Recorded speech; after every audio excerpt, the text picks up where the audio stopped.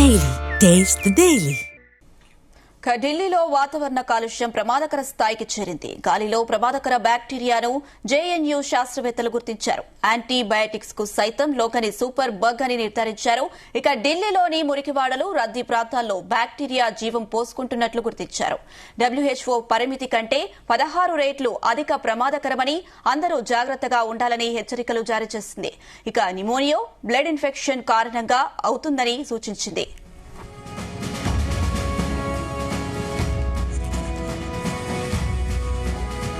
ఇదే అంశానికి సంబంధించి మరిన్ని అప్డేట్స్ మా ప్రతినిధి శ్రీచరణ్ అందిస్తారు. శ్రీచరణ్.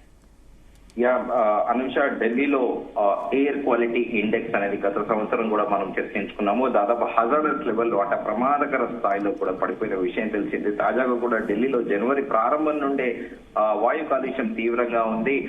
గాలి నాణ్యత సూచి తీవ్రంగా ఉంది. దీంతో విమానాల, రైళ్ల రాకపోకలకు కూడా అంతరాయం ఏర్పడింది. పాఠశాలల్లో ఆన్లైన్ క్లాసులు మారాయి. పాత డిజిటల్ ట్రక్కుల పైన కూడా ఆంక్షలు, డీజిల్ ట్రక్కుల పైన కూడా ఆంక్షలు విధించారు. అయితే గాలి నాణ్యత కొద్దిగా మెరుగుపడడంతో క్రాప్ స్టేజ్ 3 ఆంక్షలు ఎత్తేశారు. BS3 పెట్రోల్, BS4 డీజిల్ వాహనాలకు కూడా అనుమతి ఢిల్లీ ప్రభుత్వం అనుమతి ఇచ్చింది. కానీ కాలుష్యం ఇంకా వెరీ పూర్ కేటగిరీలోనే ఉంది. ప్రజలందరూ కూడా జాగ్రత్తలు తీసుకోవాలని కూడా పదే ప్రభుత్వాలు సూచిస్తున్నాయి. కొత్తగా గాలిలో ప్రమాదకర బ్యాక్టీరియాను కూడా గుర్తించారు. అయితే ఏకీయ స్థాయిలో జనవరి 3వ తేదీకి అంటే నిన్నటి వరకు కూడా దాదాపు 400, మొన్నటి వరకు 400 కూడా దాటిని సివియర్ గా కూడా ఉంది.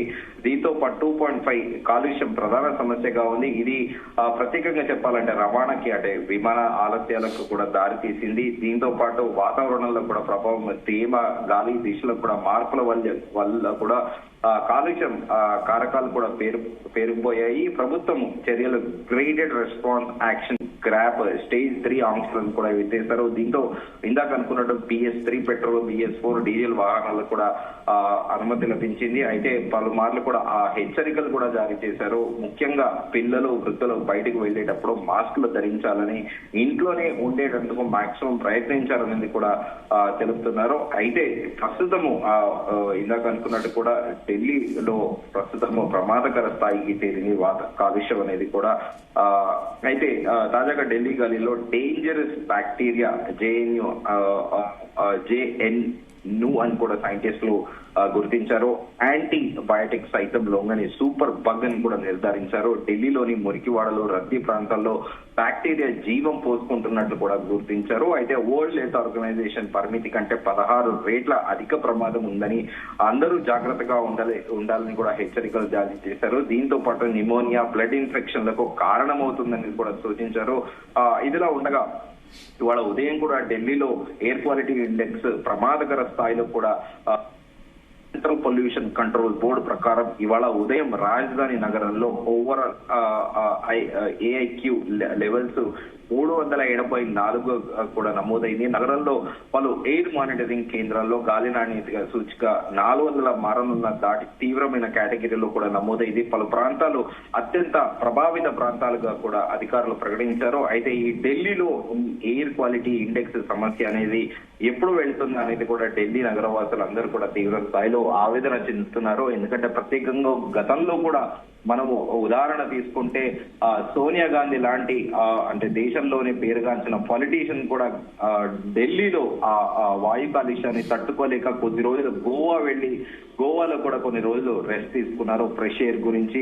సో ఇంకా ఇటు పొగమంచు అంటే ప్రత్యేకంగా మనము ఉత్తర భారతంలో ప్రత్యేకంగా ఢిల్లీతో పాటు అలాగే ఇంకా హిమాచల్ ప్రదేశ్ కానీ, అలాగే జమ్మూ అండ్ కాశ్మీర్ కానీ, లడక్ కానీ, ఇతరత్ర రాష్ట్రాల్లో పంజాబ్, హర్యానాలో కూడా సూర్యాస్తమయం కూడా కాస్త సూర్యోదయం కాస్త లేట్ గా అవుతుంది, సూర్యాస్తమయం చాలా ఎర్లీగా కూడా అయిపోతూ ఉంటుంది. సో ఈ నేపథ్యంలో అటు పొగమంచుతో పాటు ఈ వాయు కాలుష్యం కూడా ఒక రకంగా చెప్పాలంటే ఉత్తరాది రాష్ట్రాలనే ప్రత్యేకంగా మనం ఇందాక చెప్పుకున్నట్టు ఈ రాష్ట్రాలు చాలా ఉక్కిరి బిక్కిరి అవుతున్నాయి. ఇంకా ఢిల్లీ గురించి అయితే కూడా ప్రతిసారి కూడా ఎయిర్ క్వాలిటీ ఇండెక్స్ ప్రతి సంవత్సరం కూడా ఇదే వింటర్ సెషన్ లో కూడా మాట్లాడుకుంటారు.